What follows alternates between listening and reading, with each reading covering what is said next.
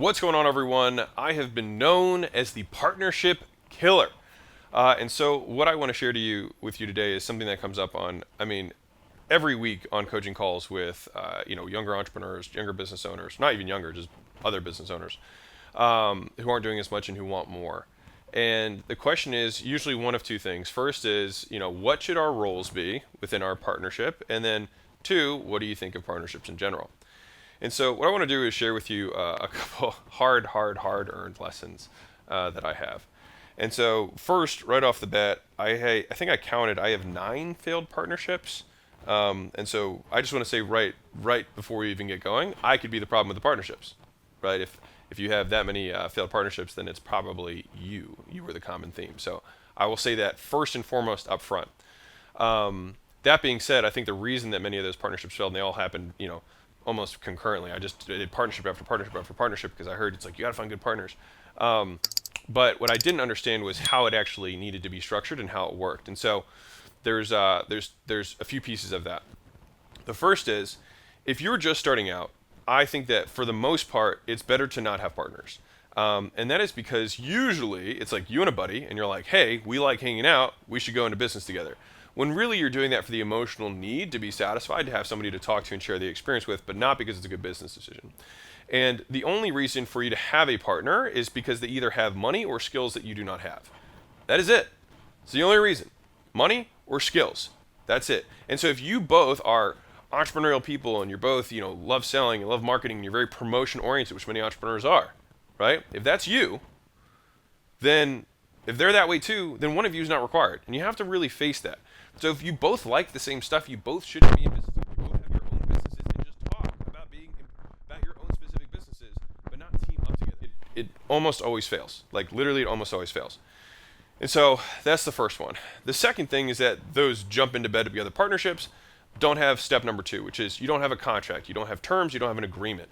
And the reason is because you're so afraid of messing up the vibe. We don't operate that way. You will when it gets fucked up at the end. But I'm telling you right now, I now, even when I have somebody who approaches me and says, hey, will you take a percentage of my company? Can you coach me through this? Blah, blah, blah. I say, let's go through the lawyers first. All right? Because the thing is you get to see how this person acts under stress, because it is stressful, because inherently you're going to disagree on things. And so this is the perfect time for you to go kind of get a simulation of that. Well, it's like, well, what happens if you don't want to work and I want to work? What happens if you leave? What happens if I don't want to do this anymore? You have to go through all the scenarios and get a good lawyer. And you should really have 2 that represent you. If you don't have the money for that, then get somebody to just counsel you on, you can Google a standard partnership agreement. There are templates for free online. And you can pay one lawyer for 1 hour of time to at least say, these are the things you should look for. Now, decide amongst yourselves. And so you can represent yourself in your partnership agreement, but you have to have the agreement and you have to spell it out in clear terms. Because if you don't have that, it's the bedrock of good communication and expectations, right? Otherwise, usually, most relationships, partnerships end because of unmet and unspoken expectations. Well, I thought you were going to do this. It's well, I didn't know. But no one even says that because they can't communicate. So first is you probably shouldn't just jump together with somebody because they're just like you. If you are going to do that, then you should make sure that you have contracts in place.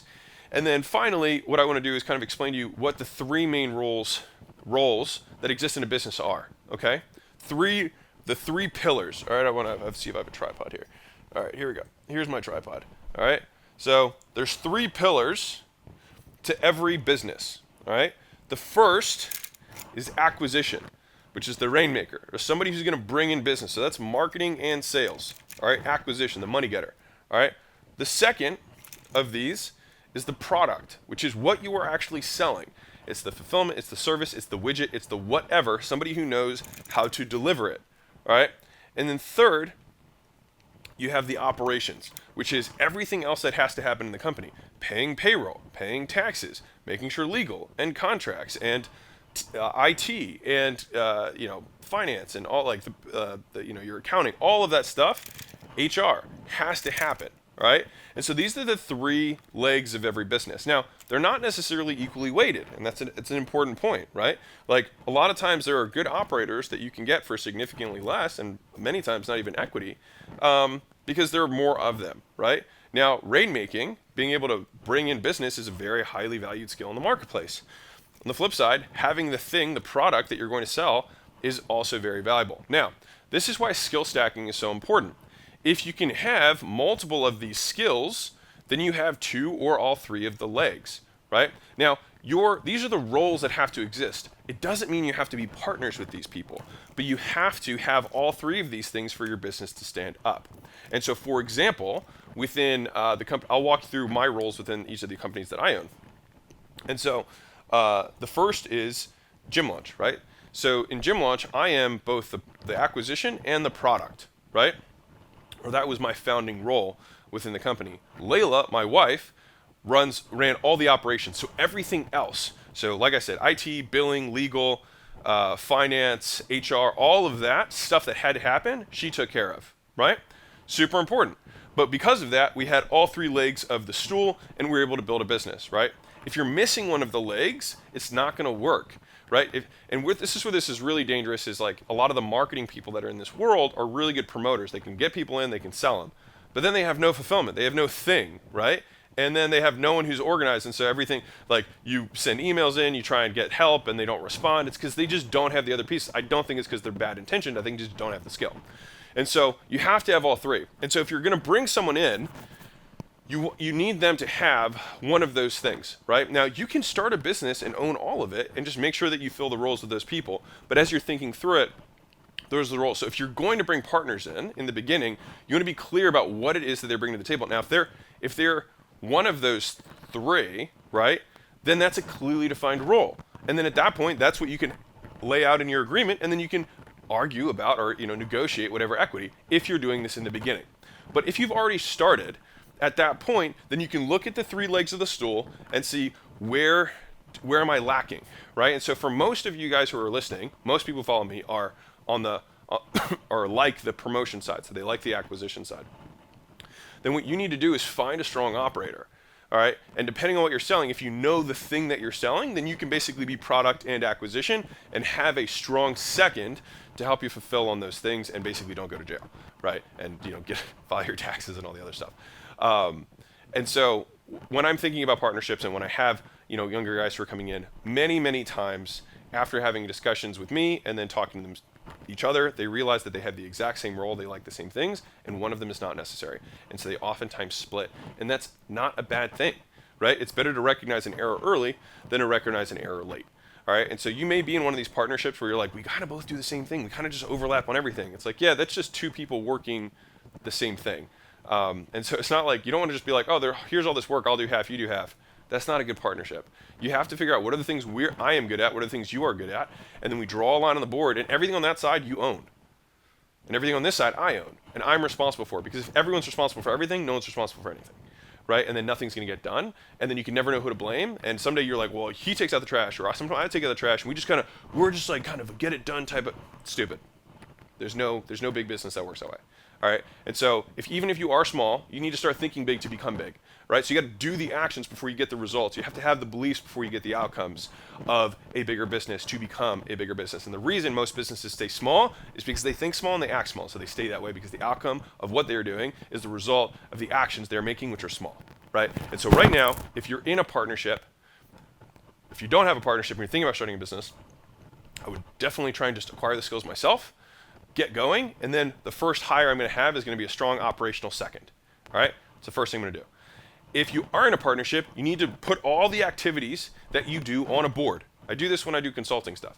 But all the activities that happen in the business on a board. If you don't know what it is, you do a time study, which means you write down every 15 minutes what you do in a week, right? Because you probably don't know because you're scattered all over the place. So if you write it all down and you both bring it to each other and you put it on a whiteboard or put it on a board, then what you can do is say, okay, these are all the things, these are all the activities that happen in our business.